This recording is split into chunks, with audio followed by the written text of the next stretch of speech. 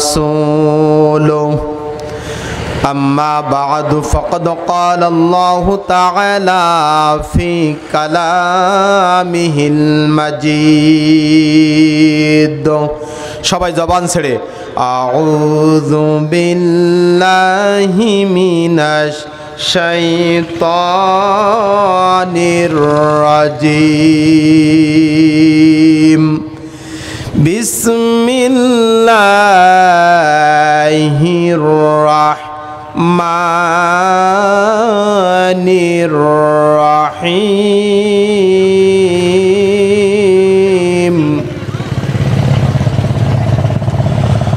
قد أفلح المؤمنون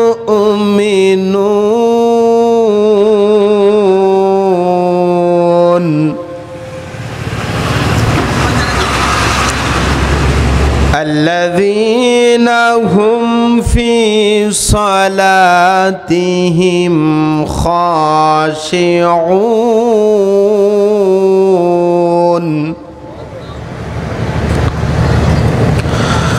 والذين هم عن اللغو معرضون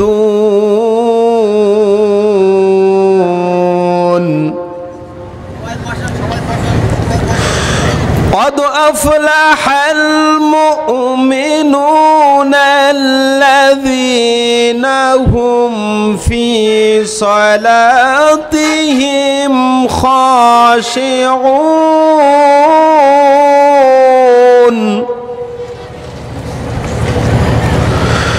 والذين هم عن اللغو معرضون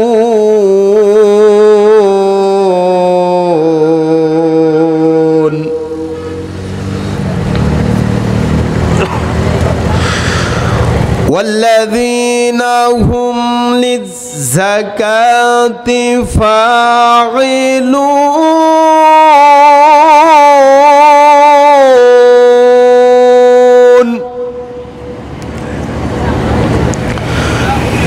والذين هم لفروجهم حافظون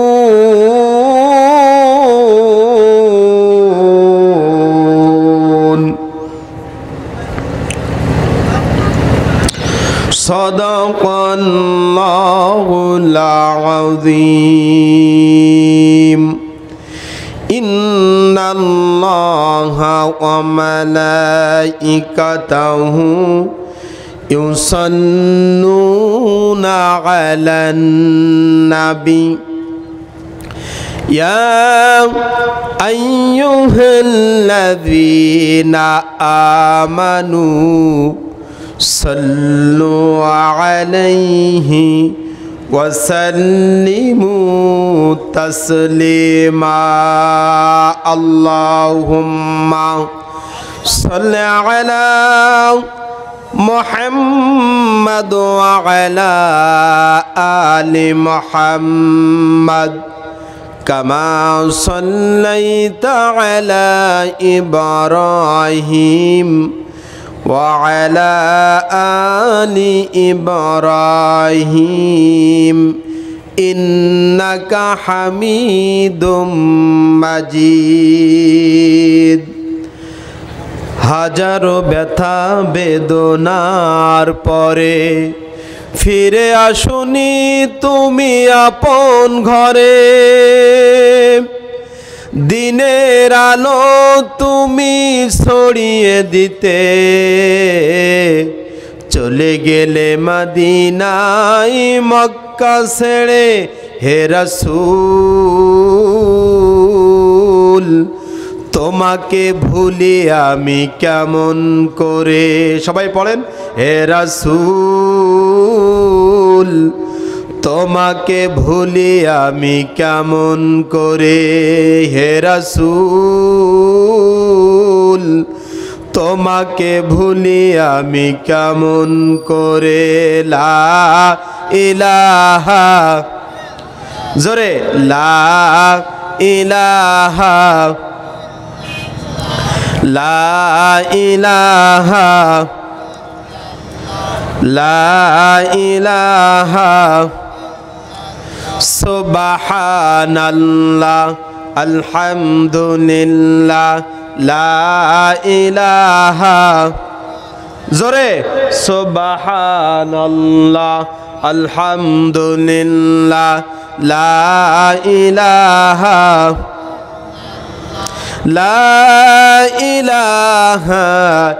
ইল্লাল্লাহু মুহাম্মাদুর রাসূলুল্লাহ সাল্লাল্লাহু আলাইহি ওয়াসাল্লাম। গাংমিয়া ব্রিজ জামে মসজিদ ও মাহফিল ইন্তেজামিয়া কমিটি কর্তৃক আয়োজিত আজকের মাহফিলে সম্মানিত সভাপতি ও পরিচালক আলহাজ মাওলানা কারি কামরুজ্জামান ভাই আছে আপনি? আচ্ছা আচ্ছা। আজকের মাহফিলের প্রধান অতিথি জনাব আলহাজ মোহাম্মদ আব্দুর রউফ, চেয়ারম্যান ৭ নম্বর আলীপুর ইউনিয়ন পরিষদ, আমন্ত্রিত ওলামা ইকরাম, এতক্ষণ আমার পূর্বে যিনি আলোচনা রেখে আপনাদেরকে ধন্য করেছেন, কোরআন এবং হাদিস থেকে চমৎকার কথা শুনিয়েছেন আপনাদেরকে, আবু আবদুল্লাহ মোহাম্মদ রবিউল ইসলাম, ইমাম ও খতিব, শাহাজিপাড়া আহলে হাদিস জামে মসজিদ মেহেরপুর। আল্লাহ রাব্বুল আলামিন যত আমন্ত্রিত ওলামা ইকরাম এখানে আলোচনা পেশ করেছেন, সকলের কথাগুলো আমাদের সকলের আমলে পরিণত করার তৌফিক দান করুন। বলুন আমিন। আর একটু জোরে বলুন আমিন।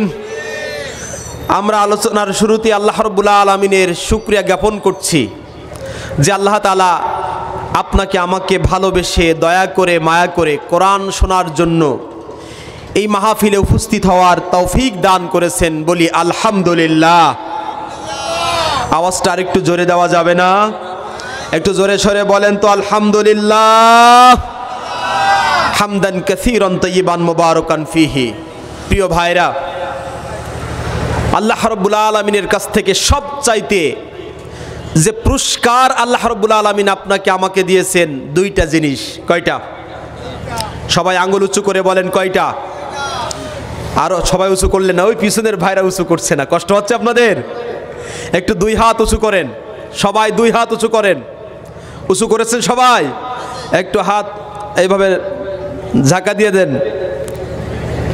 একটু ডান দিকে হেলে যান, বাম দিকে হেলে যান। এবার দুই হাত উঁচু করে রাখেন। অনেকে নামিয়ে ফেলছে আবার, দেখছেন? দুই হাত উঁচু করেন, একেবারে টান টান, দেখছেন? হাত ঝাঁকা দিয়ে আমরা 3টা তাকবীর ধ্বনি দেব। আকাশ বাতাস মুখরিত করে যেন আমাদের তাকবীর ধ্বনি আরশে মহল্লায় পৌঁছে যায়। কি দিতে রাজি আছেন? আছেন রাজি? লিল্লাহে তাকবীর।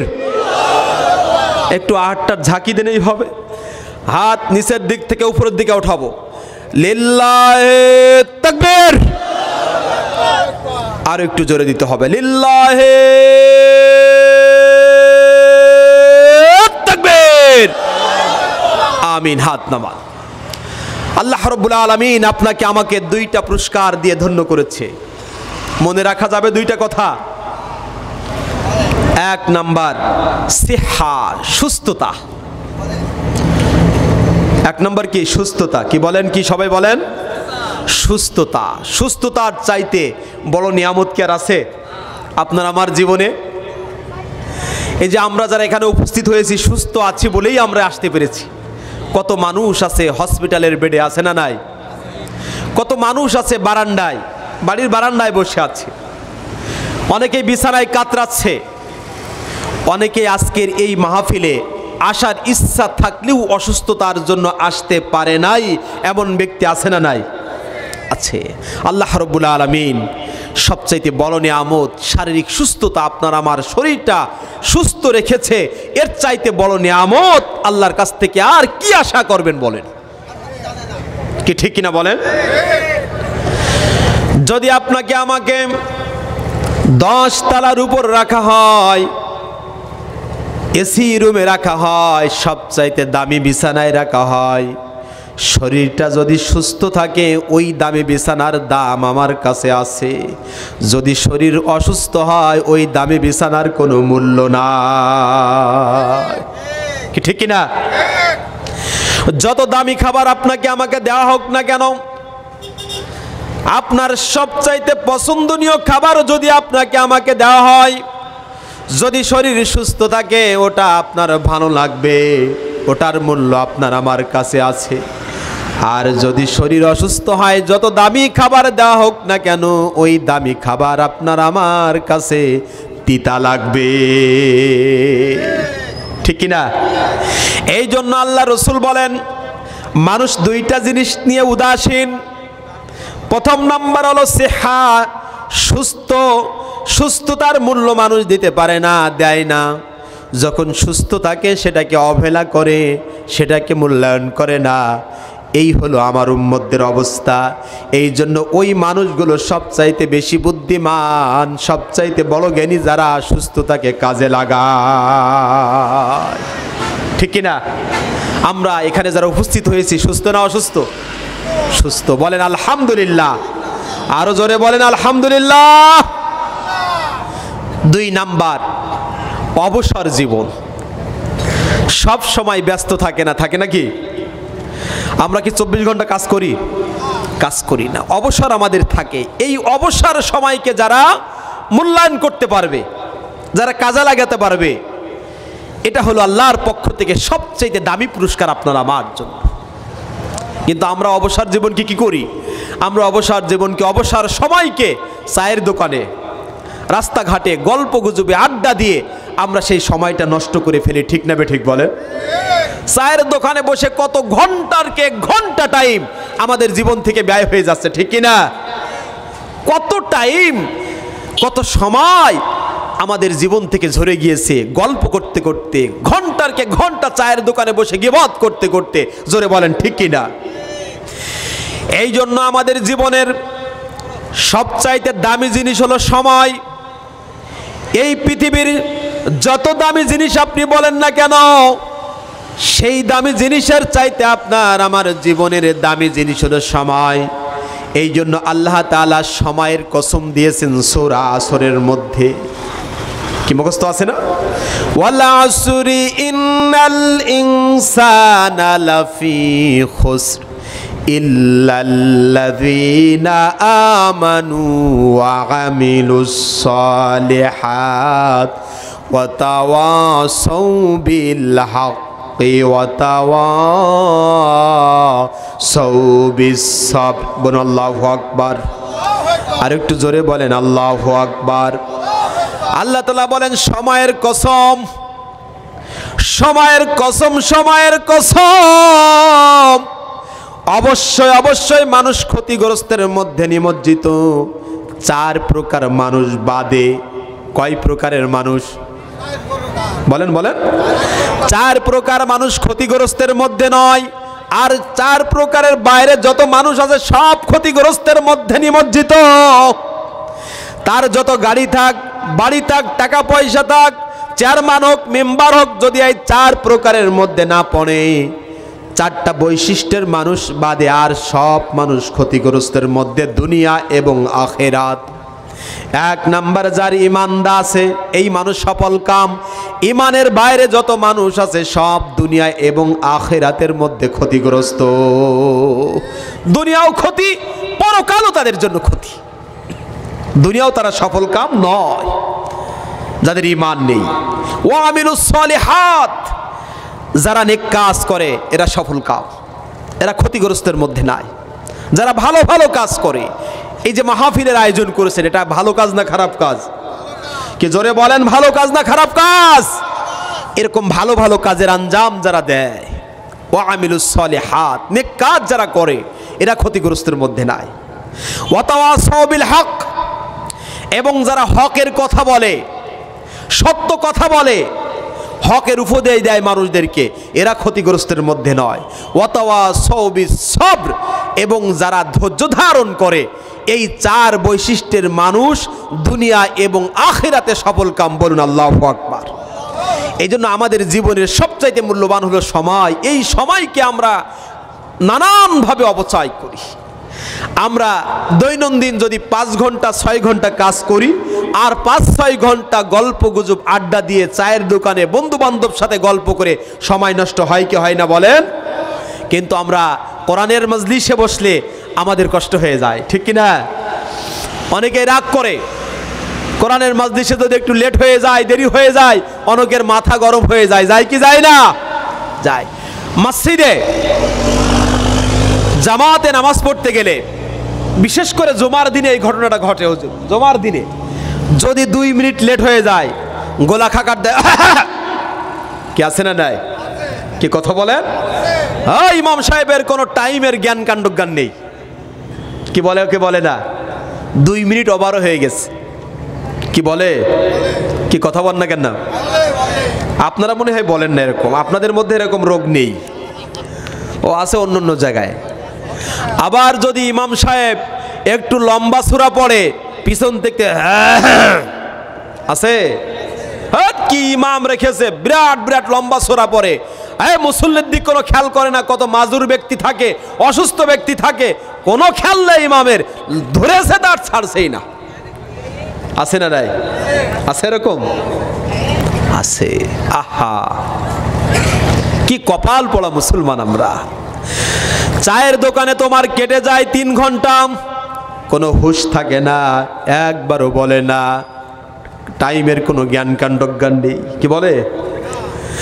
গানের মাজলিসে যে ঘন্টার পর ঘন্টা কেটে যায়, কোনো প্রশ্ন নাই, কোনো দাবি দেওয়া নাই, কোনো গলা খাকার নাই, চোখ রাঙ্গানি নাই।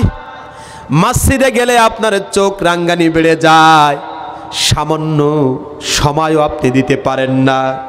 অথচ যে জায়গায় গেলে আপনার কপাল খুলে যায়, যে জায়গায় গেলে আপনার রিজিক বেড়ে যায়, যেই জায়গায় গেলে আপনার দুনিয়া এবং আখিরাতে সফল কাম, সেইখানে তোমার সহ্য হয় না। কথা বলেন ঠিক কিনা? মসজিদের মধ্যে আপনি যতক্ষণ অবস্থান করবেন সওয়াব আছে না নাই? নেকি আছে না নাই? গুনাহ হওয়ার কোনো সম্ভাবনা আছে? নাই। গুনাহ হওয়ার কোনো সম্ভাবনা নাই। আল্লাহ রাসূল বলেন, আবু হুরায়রা থেকে হাদিসটা বর্ণিত, তুমি বেশি বেশি মসজিদে গমন করো, মসজিদে গমন তোমার গুনাহগুলো ঝরে যায়। গুনাহ মাফের জায়গা হলো মসজিদ, সেইখানে যে ধৈর্য ধরে না, ধৈর্য হারা হয়ে যায় আমরা। এই জন্য এই সময়ের যারা মূল্যায়ন করে, এই মানুষগুলো সফল কাম। এই জন্য আমাদের জীবনে সবচেয়ে মূল্যবান দামি 2টা জিনিস, সেটা হলো আমাদের শরীরের সুস্থতা, আর একটা হলো অবসর জীবন। বলুন আলহামদুলিল্লাহ। আমরা 2টা পেয়েছি, বলে আল্লাহু আকবার। আর একটু জোরে বলি আল্লাহু আকবার। নবীজির প্রতি দুরূদ এবং সালাম, সকলে বলুন সাল্লাল্লাহু আলাইহি ওয়াসাল্লাম। আমরা দোয়া করছি আমাদের বাংলাদেশের মুসলমানদের জন্য, আল্লাহ তাআলা সকল মুসলমানদের প্রতি স্পেশাল রহমত নাজিল করুন। বলুন আমিন। দোয়া করছি গোটা পৃথিবীর মুসলমানদের জন্য। বলুন আমিন। বিশেষভাবে দোয়া করছি 16টা বছর আমরা অনেক কষ্টের মধ্যে ছিলাম। কি ছিলাম? কি ছিলাম না? কি কথা আওয়াজ দেন, পিছনের ভাইরা আওয়াজ দেন, ঠিক কি না? আরো জোরে বলতে হবে, 16টা বছর আমরা কষ্টের মধ্যে ছিলাম। কি ছিলাম না? এই কষ্টের অবসান ঘটিয়ে গণ অভ্যুত্থানের মাধ্যমে আমাদের কষ্ট লাঘব করেছে। আমরা স্বাধীনভাবে মত প্রকাশ করতে পারছি, আমরা স্বাধীনভাবে কোরআনের কথা বলতে পারছি। যাদের তাজা জীবনের বিনিময়, রক্তের বিনিময় আমরা বাংলার জমিন থেকে স্বৈরাচার নামক শয়তানকে উৎখাত করতে পেরেছি, তাদের জন্য আমাদের অন্তরস্থল থেকে দোয়া। কথা বলেন ঠিক কিনা? রব্বুল আলামিনের কাছে দোয়া করি আর যেন কখনো যেন এই বাংলার জমিনে আর কোনো স্বৈরাচার বসতে না পারে। ঠিক কিনা? কে কথা বলেন? জোরে বলেন, ঠিক কিনা? আমরা কথা বলতে পারতাম না, ওয়াজের মঞ্চে কথা বলতে পারতাম না, রাস্তায় চলতে পারতাম না। শুধু আমরা নয়, আপনারা যে মানুষগুলো আছেন, আপনারাও নিরাপদে ঘুমাতে পারতেন না। কথা বলেন ঠিক কিনা? কারণ এই সাতক্ষীরা জেলা বাংলাদেশের দ্বিতীয় কাশ্মীর বলা হয়। কথা বলেন ঠিক কিনা? বাংলাদেশের দ্বিতীয় ফিলিস্তিন বলা হয় সাতক্ষীরা জেলাকে, কারণ তারা সাতক্ষীরা জেলাকে টার্গেট করত। কি ভুল বলছি না ঠিক বলছি? কি সাতক্ষীরার ভাইরা জোরে আওয়াজ দেন, ভুল বলছি না ঠিক বলছি? আমি তখন ঝিনাইদহে থাকতাম, বিশ্ববিদ্যালয়ে লেখাপড়া করতাম, আমার বাস্তব অভিজ্ঞতার কথা বলছি। রিকশায় উঠেছি, জিজ্ঞাসা করলাম, ভাই আপনার কেমন ইনকাম হচ্ছে, ভাই পার ডে কত টাকা ইনকাম করেন? যেতে না যেতেই কিছু দূর বলছে, ভাই বড় কষ্টের মধ্যে আছে, ইনকাম যা হয় মোটামুটি চলছে, কিন্তু মনে একটু কষ্ট আছে। বললাম, কি ভাই কষ্ট?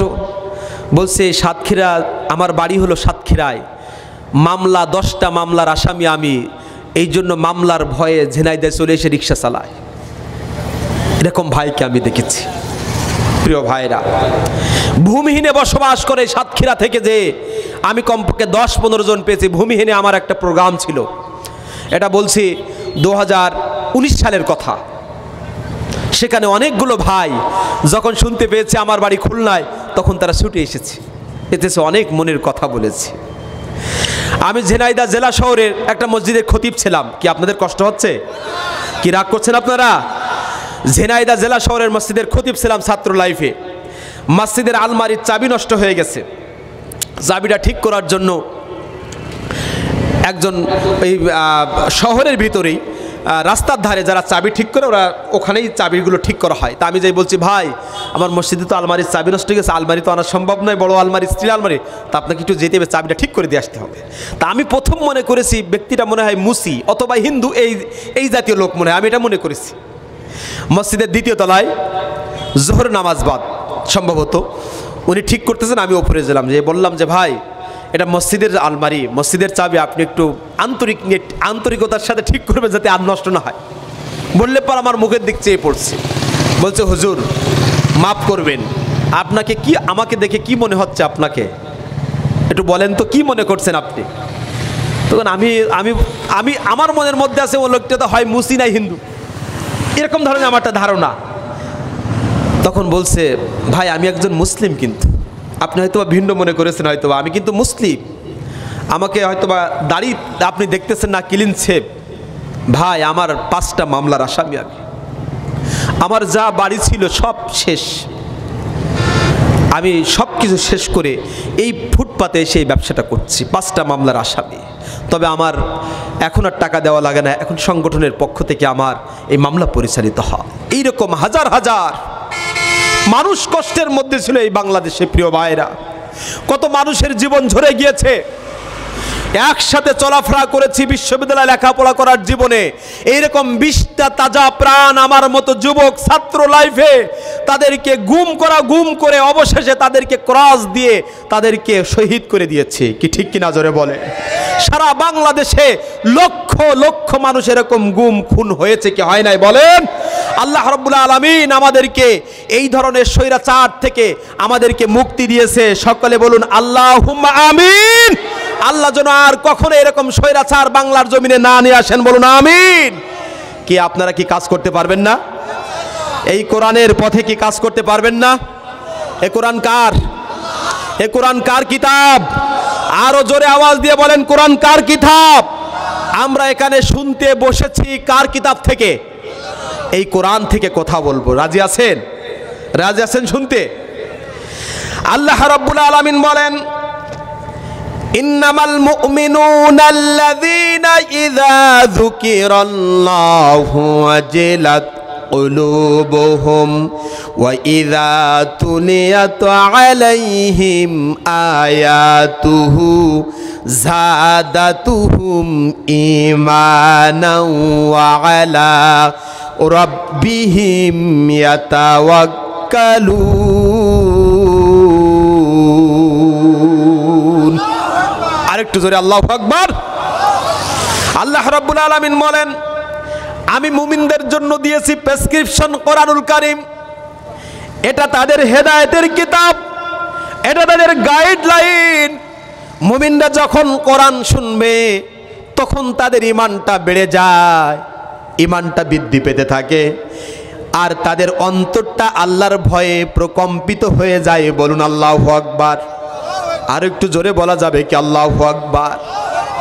কোরআন শোনা মাত্রই তাদের অন্তরটা নরম হয়ে যায়, অন্তরটা প্রকম্পিত হয়ে যায়, তাদের ঈমানটা বাড়তে ব্যাপারটা এমন একটা স্তরে পৌঁছে যায়, কোনো কিছুকে তারা পরোয়া করে না, তাদের জীবনের মায়া করে না, সম্পদের মায়া করে না, বাড়ি গাড়ির মায়া করে না, সন্তান সন্ততির মায়া করে না। আল্লাহর সাথে এমন সম্পর্ক তাদের হয়ে যায়, তাদের সম্পূর্ণ ভরসাটা আল্লাহর উপর চলে যায়।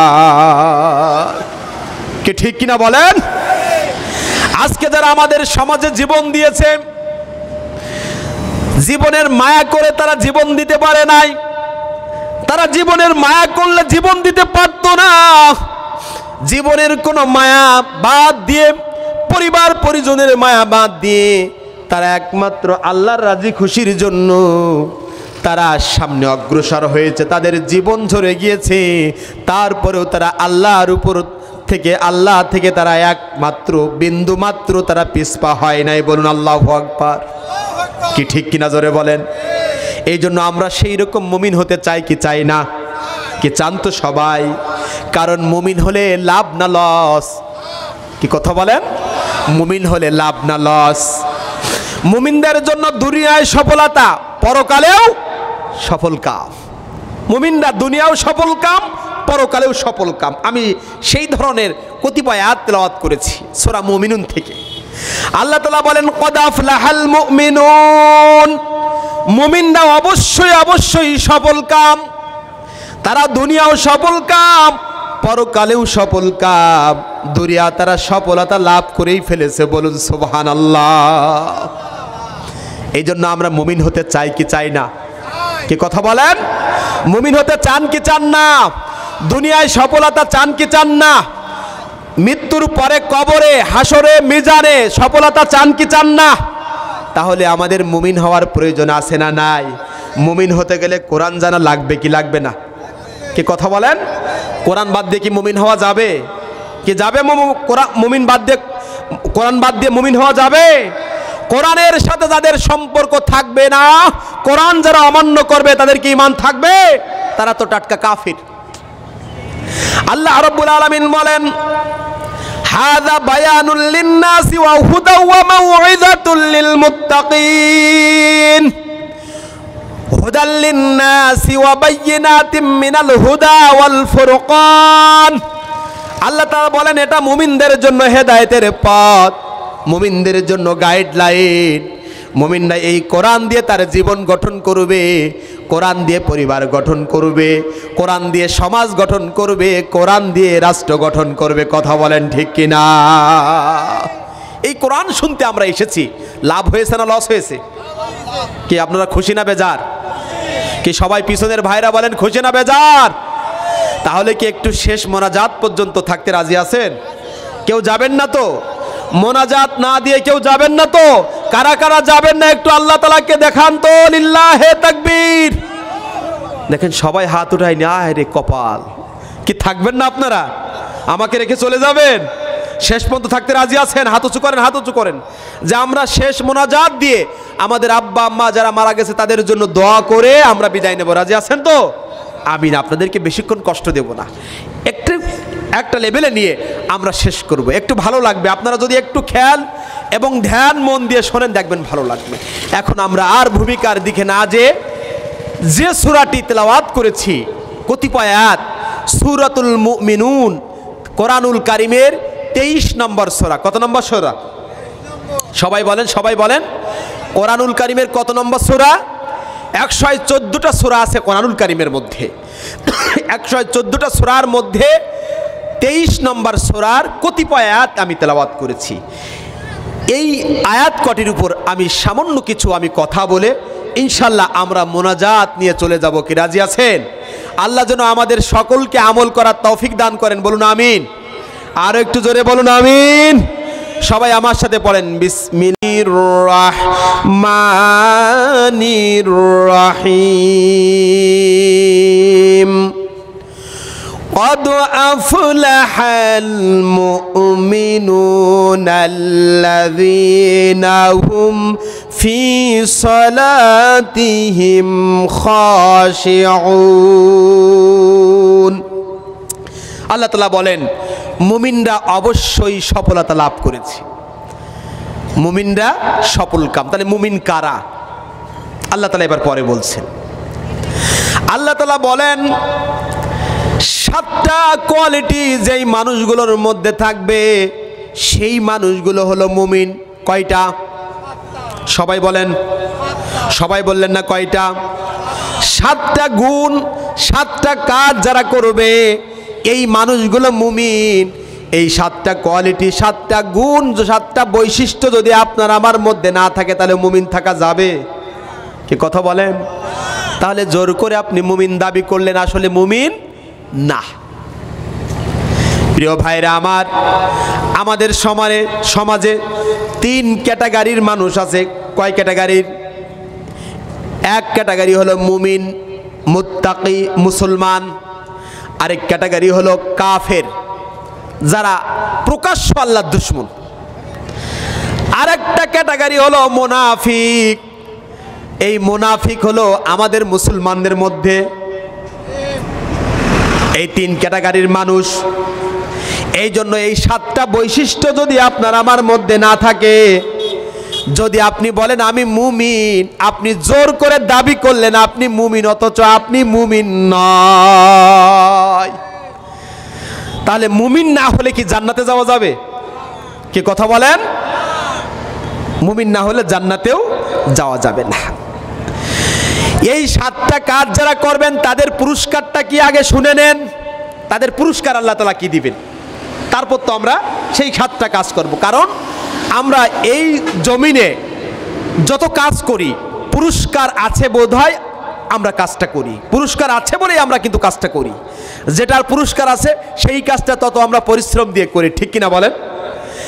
এই জন্য যারা এই 7টা কাজ আপনারা করবেন, আমরা যারা করব তাদের পুরস্কারটা কি? আল্লাহ রাব্বুল আলামিন বলেন উলাইকা হুমুল ওয়ারিসুন আল্লাযীনা ইয়ারিসুনাল ফিরদাউস হুম ফিহা খালিদুন। বলুন আল্লাহু আকবার। আল্লাহ রাব্বুল আলামিন বলেন 7টা কোয়ালিটি যেই মানুষগুলোর মধ্যে থাকবে তারা আমার মুমিন বান্দা হয়ে যাবে। তাদের জন্য আমি রেখেছি আমার সর্বশ্রেষ্ঠ, সর্বোত্তম, সবচাইতে বড় জান্নাত, জান্নাতুল ফেরদাউস। বলুন সুবহানাল্লাহ। কোন জান্নাত? সবাই বলেন, সবাই বলেন। জান্নাতুল ফেরদাউস আল্লাহ তাআলা রেখেছেন। জান্নাতুল ফেরদাউস কেমন?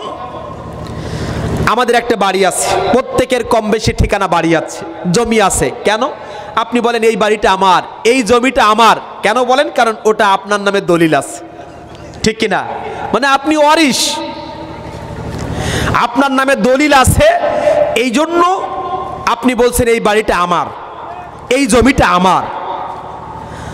আল্লাহ রাব্বুল আলামিন বলেন বান্দা তোমরা যারা এই 7টা কোয়ালিটি অর্জন করতে পারবে, 7টা কাজ করতে পারবে, আমি তোমাদেরকে জান্নাতের মালিকানা বানিয়ে দেব। তুমি বলতে পারবে এই জান্নাতের মালিক আমি।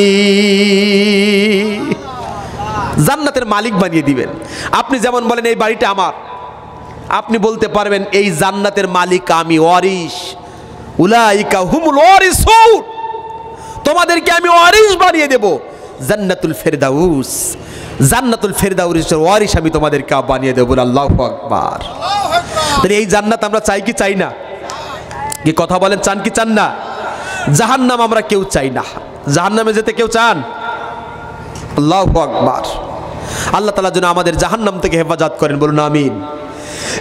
এখন এই 7টা বৈশিষ্ট্য আমাদেরকে অর্জন করতে হবে, এই 7টা গুণাবলী আমাদেরকে জানতে হবে এবং কাজে বাস্তবায়ন করতে হবে। কি রাজি আছেন?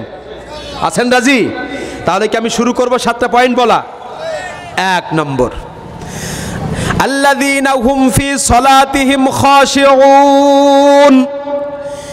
1 নম্বর জান্নাতীদের বৈশিষ্ট্য, মুমিনদের বৈশিষ্ট্য হবে তারা বিনয় নম্রতার সাথে নামাজ আদায় করবে। কিভাবে নামাজ আদায় করবে বলেন? বুঝলেন না? বিনয়ের সাথে তারা নামাজ আদায় করবে, খুশুর সাথে তারা নামাজ আদায় করবে, অত্যন্ত ভদ্রভাবে তারা নামাজ আদায় করবে। নামাজের মধ্যে তড়িঘড়ি করবে না, নামাজের মধ্যে ব্যতিব্যস্ত লাগাবে না। কারণ কি নামাজের মধ্যে কেন ব্যতিব্যস্ত লাগাবে না? কারণ আপনি দাঁড়াতে চাচ্ছেন, আমি দাঁড়াতে যাচ্ছি আমার রবের সামনে। কার সামনে? কথা বলেন। আমি আমার আল্লাহর সামনে দাঁড়াচ্ছি। আপনি কিভাবে তড়িঘড়ি করে নামাজ আদায় করেন? কত নামাজি ব্যক্তি আছে এরকম একসাথে 2 সেজদা মেরে দেয়, আছে না? না আছে। গতকালকে দেখলাম এক মুরব্বী 80-র উপরে বয়স, কত 80-র উপরে বয়স, নামাজ পড়তেছে, সেজদা, এই সেজদা দিয়েছে, এই সামান্য পরিমাণ মাথা উঁচু করলো না, একবারে 2টা মেরে দিয়েছে। আমি চিন্তা করলাম 80 বছর বয়স হয়ে গেছে, কিভাবে নামাজ আদায় করে, হায় রে কপাল, এ কেমন নামাজ। আমি বলি চাচা আপনি কত বছর নামাজ আদায় করেন? বলে বুদ্ধি হয়েছে সেখান থেকে আমি নামাজ আদায় করি। 70 বছর, 70 বছর নামাজ আদায় করছে এইভাবে, 2 সেজদা একসাথে। রুকু থেকে একটু মাত্র মাজা উঁচু করলো না, এ কি নামাজ হবে? কি কথা বলেন, হবে? এরকম নামাজি কি আমাদের মধ্যে আছে না নাই? নামাজ যদি কবুল না হয় তাহলে কি মুমিন হওয়া যাবে? নামাজ যদি আপনি যেমন তেমন করে খেলাধুলার মতো যদি আদায় করেন, ওই নামাজ কি আল্লাহর কাছে কবুল হবে? কি কথা বলেন, কি কবুল হবে? আপনি ফসল পাওয়ার জন্য জমি চাষ করতেছেন, ওই জমিটা প্রথমে আপনি ঘাসগুলো উঠাই ফেলছেন, নিজের যতটুকু সক্ষমতার মধ্যে আছে, তারপরে আপনি চাষ করতেছেন পাওয়ার টিলার দিয়ে, আবার নিংড়াচ্ছেন, তারপরে আপনি বীজ বপন করতেছেন, ওই বীজ একটু বড় হওয়ার পরে তারপর আপনি চারা রোপণ করতেছেন। কি কথা বলেন, ঠিক কি না? আবার ওই চারা একটু বড় হওয়ার পর আবার ঘাস পাতা জন্মালে, শ্যাওলা জন্মালে আবার ওটা আপনি নিংড়াই দিচ্ছেন। তারপরে আস্তে আস্তে 2-3 মাস আপনি পরিচর্যা করার পরে, ওইটা বড় হওয়ার পরে আপনি ফসল পাচ্ছেন। কথা বলেন, ঠিক কি না? কি কথা বলেন, কি কষ্ট হচ্ছে আপনাদের? তারপরে আপনি ফসল পাচ্ছেন, কত পরিশ্রম করছেন। আল্লাহ তাআলা আপনাকে আমাকে এত বড় বিশাল জান্নাতের মালিক আপনাকে আমাকে বানাবেন, সেই রব আপনাকে নির্দেশ দিয়েছেন, আও বান্দারা তোমার প্রথম দায়িত্ব হলো আমার নামাজটা, 5 ওয়াক্ত নামাজটা তুমি বিনয় নম্রতার সাথে আদায় করবা। তুমি সেই নামাজের মধ্যে ফাঁকি দিচ্ছ, তাহলে আমি কিভাবে তোমাকে জান্নাত দিব? কথা বলেন, ঠিক কি না? এরকম নামাজির সংখ্যা আমাদের সমাজে আছে না নাই? কি কথা বলেন, আছে না নাই? 50 বছর, 70 বছর, 80 বছর নামাজ আদায় করে এখনো সূরা ফাতিহাটা পড়তে পারে না, আছে না নাই? আছে, আছে। কুল হুয়াল্লাহ সূরা ভালো করে পড়তে পারে না, ফাতিহা কি পড়ে বোঝাই যায় না, আলহামদুলিল্লাহ, আছে না নাই? কি রাগ হচ্ছে আপনাদের? নামাজ পড়ে একেবারে, মানে কি বলবো, আল্লাহু আকবার। আল্লাহ তাআলা আমাদেরকে হেফাজত করুক। প্রিয় ভাইরা, এরা মুমিনদের প্রথম নাম্বার গুণ হবে, তারা নামাজে দাঁড়াবে। আল্লাহর সামনে যেহেতু দাঁড়াচ্ছে, তারা বিনয় নম্রতার সাথে, অত্যন্ত ভদ্রতার সাথে, মার্জিতভাবে আল্লাহর সামনে দাঁড়াবে। আপনারা কি এভাবে দাঁড়াতে রাজি আছেন? কে কথা বলেন, রাজি আছেন? নামাজে যে, মসজিদে যে কি আর গলা খাকার দিবেন, আর তড়িঘড়ি লাগাবেন? যেই মুসল্লি ইমামদের উপর ধমক দেয়, এই তাড়াতাড়ি নামাজ পড়াও, সাথে সাথে ওই মুসল্লির আপনি ধাক্কা দিয়ে বসিয়ে দিবেন, এই থামো, বসো। কি কথা বলেন, ঠিক কি না? কে অধিকার দিয়েছে ইমামের উপরে মাতব্বরি করার তোমাকে? আপনি এই ইমামকে ধমক দিলেন, আপনার নামাজ হবে? এই কথা বলেন না কেন? নামাজ হবে। আপনি ইমামকে ধমক দিচ্ছেন, ইমামের কিরাত একটু বড় হয়ে গেছে, আপনি ধমক দিচ্ছেন। আবার তারা প্রমাণ দেয়, যুক্তি দেয় যে পিছনে অনেক অসুস্থ ব্যক্তি থাকে না, ইমামের জ্ঞান কাণ্ড জ্ঞান নেই, অসুস্থ ব্যক্তি থাকে। কি বলে, কি বলে না? কে কথা বলেন? আরে অসুস্থ ব্যক্তির জন্য, সে যদি মাজুর হয় তার জন্য তো ওটা ওয়াজিব না, তার জন্য কন্টিনিউ নামাজের কিরাত ছোট্ট করতে হবে, এ ফতোয়া কে দিয়েছে তোমাকে? কি ভাই, অসুস্থ ব্যক্তির জন্য তো আবশ্যক নয়, ওয়াজিব নয় জামাতে নামাজ পড়া। যে দাঁড়াতে পারবে না, বসতে পারবে না, বসে নামাজ পড়তে পারবে না, তার জন্য তো ওয়াজিব না। তার জন্য আমাকে কিরাত রেগুলার ছোট্ট করতে হবে, এ ফতোয়া কে দিয়েছে? রাসূল সাল্লাল্লাহু আলাইহি সাল্লাম 40 আয়াত দিয়ে ফজরের নামাজ আদায় করতেন। আপনি 5 আয়াত পড়তে দেন না, এই অধিকার কে দিয়েছে আপনাকে? এই কি বিনয় নম্রতার সাথে নামাজ? এই নামাজ কি আল্লাহর আরশে যাবে? কি কথা বলেন? সর্বপ্রথম জাহান্নামে যাওয়ার জন্য, যে অপরাধের জন্য মানুষেরা জাহান্নামে যাবে, প্রথম নম্বর অপরাধ হলো যে আমরা নামাজ আদায় করতাম না। কি অপরাধ? নামাজ পড়তাম না। প্রিয় ভাইরা, আমাদের সমাজে নামাজের সংখ্যা কম না বেশি? কি কথা বলেন? একটু জরিপ করে দেখেন, এই এলাকায় যদি 500 মানুষের বসবাস থাকে, 400-রও বেশি মানুষ 5 ওয়াক্ত নামাজই পড়ে না। এই ধরনের বেনামাজি ইসলামী আন্দোলনের কর্মী দিয়ে কি ইসলাম কায়েম হবে? কে কথা বলেন? কায়েম হবে না। এই জন্য আমি বেশি লম্বা করব না, একটা পয়েন্ট আলোচনা আমি একটা রাত করতে পারবো, আমি লম্বা করব না। এই জন্য ভাইরা, আমি আপনাদেরকে যেটা শোনাচ্ছি, মুমিনদের প্রথম গুণ হলো তারা বিনয় নম্রতার সাথে নামাজ আদায় করবে, ভদ্রতার সাথে নামাজ আদায় করবে। আপনি যখন মসজিদে যাবেন, আপনি ভালো পোশাকটা পরে মসজিদে যাবেন, দুর্গন্ধ, ময়লা, ছেঁড়া এই ধরনের পোশাক পরে আপনি যান মসজিদে নামাজ আদায় করতে।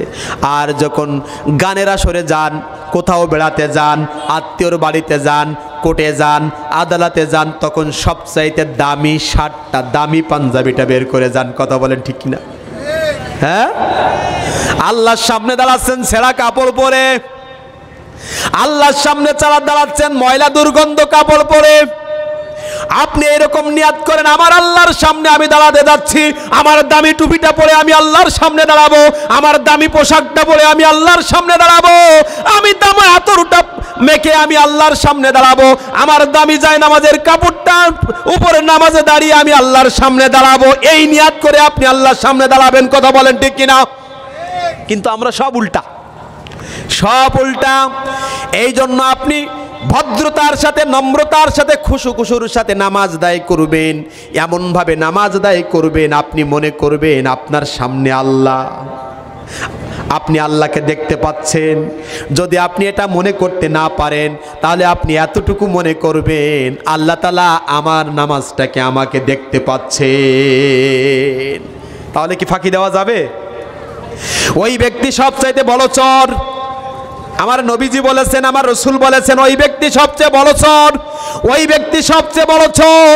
সাহাবীরা বলেন, ইয়া রাসূলুল্লাহ, ওই ব্যক্তি তো বড় চোর যে ধন সম্পদ চুরি করে, দিনার দিরহাম চুরি করে। না না না, তারা বড় চোর না। টাকা পয়সা যে চুরি করে বড় চোর না, অর্থ সম্পদ যে চুরি করে বড় চোর না, দোকানপাট থেকে যে চুরি করে সে বড় চোর না।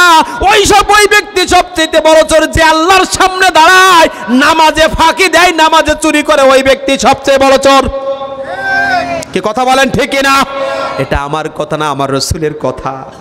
সবচাইতে বড় চোর ওই ব্যক্তি যে নামাজে চুরি করে, সবচেয়ে বড় চোর ওই ব্যক্তি যে রুকুতে চুরি করে, সবচেয়ে বড় চোর ওই ব্যক্তি যে ব্যক্তি সেজদায় চুরি করে। কথা বলেন ঠিক কিনা? এই জন্য বিনয় নম্রতার সাথে নামাজ পড়তে রাজি আছেন? কি রাজি আছেন তো সবাই? এই জন্য নম্রতার সাথে নামাজ আদায় করবেন। এটা হলো মুমিনদের 1 নম্বর বৈশিষ্ট্য। মুমিনদের 2 নম্বর বৈশিষ্ট্য হলো তারা 5 ওয়াক্ত নামাজ আদায় করবে। 1 ওয়াক্ত পড়লেন আর 1 ওয়াক্ত পড়লেন না, মুমিন হওয়া যাবে? বলেন বলেন, কি আওয়াজ এত আস্ত হয়ে গেলেন? কষ্ট হচ্ছে আপনাদের? কি রাগ হচ্ছে? কি মুমিন হওয়া যাবে? শুধু শুক্রবারে পড়লেন কি মুমিন হওয়া যাবে? শুধু ঈদের নামাজ পড়লেন কি মুমিন হওয়া যাবে? কি যাবে? আমাদের সমাজে অনেক নেতা আছে, পাতি নেতা, বড় নেতা, ছোট নেতা, মেজো নেতা। দেখবেন সময় আসলে বিরাট একটা টুপি মাথায় দেয়, দিয়ে বলে আমি তোমাদের ভাই, আমি তোমাদের ভাই। আরে আমি তো একজন মুসলমান, তোমরা আমার ভোটটা দিও। আছে না নাই? এই জোরে আওয়াজ দেন না কেন? আছে না নাই?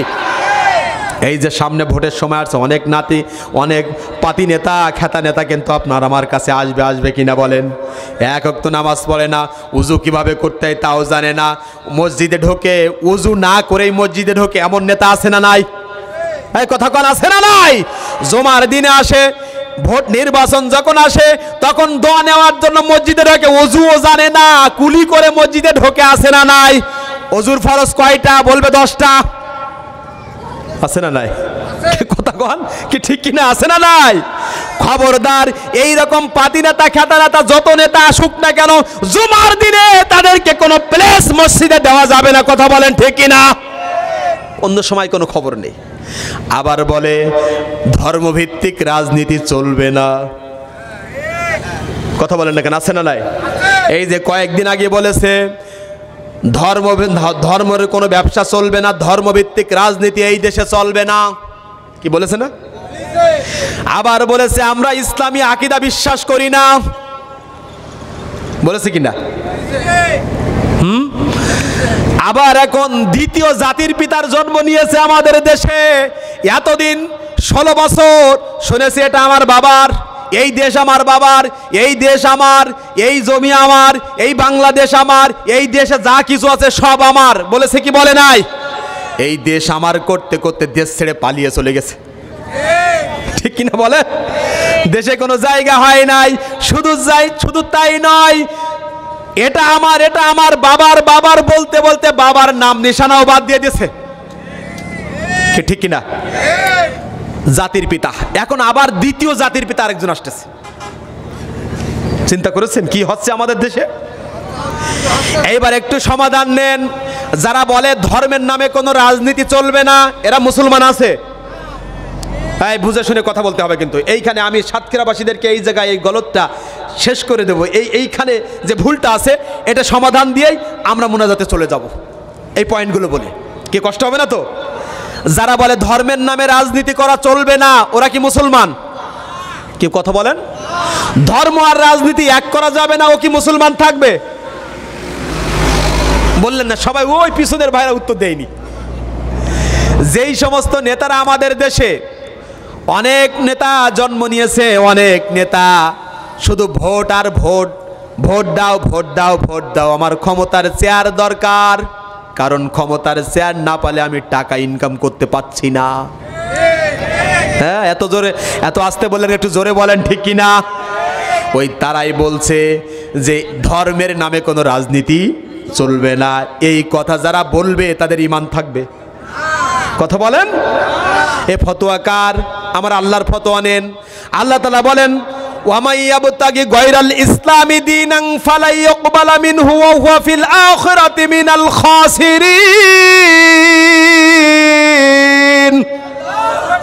সূরা আল ইমরান 85 নম্বর আয়াত।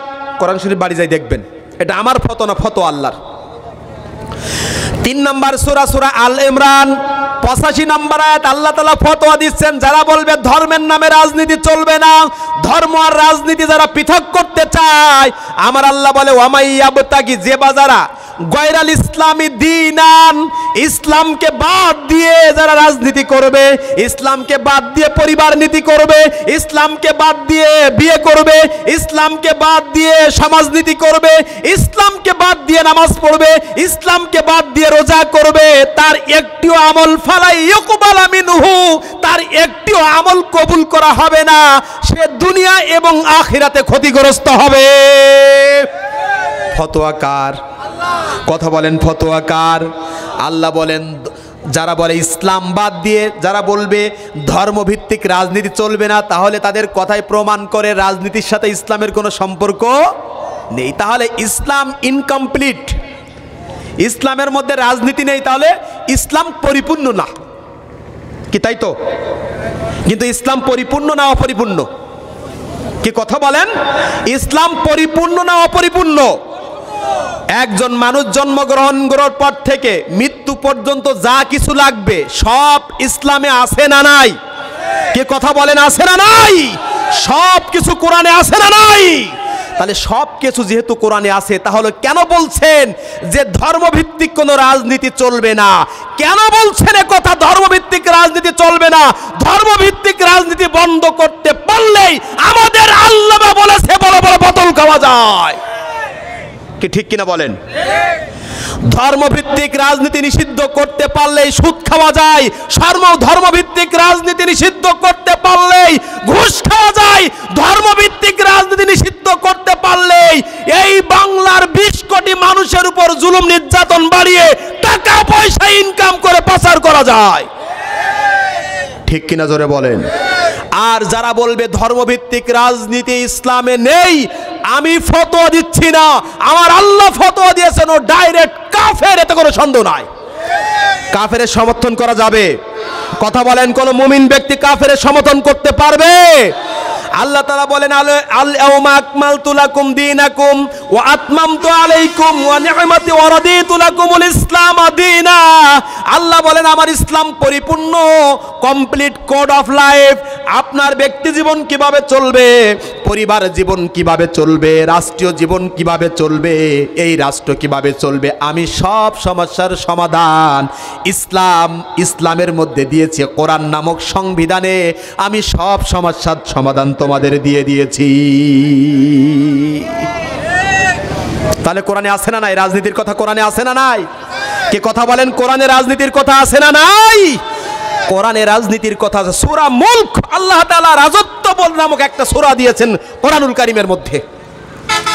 আর আপনারা ক্ষমতার চেয়ার পাওয়ার জন্য আপনারা ফতোয়া দিচ্ছেন বাংলার জমিনে ধর্মভিত্তিক রাজনীতি চলবে না। এই কথা বলেছেন মানে আমি বলতে চাই এটা আমার কথা না, আল্লাহর কথা। তোমার ঈমান নেই, তুমি মুসলমানই নেই। যেই ব্যক্তি মুসলমান নেই তার সমর্থন করা যাবে? তাকে নেতা বানানো যাবে?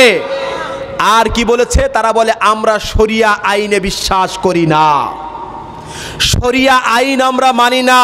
শরিয়া আইন যারা না মানে তারা কার আইন মানে?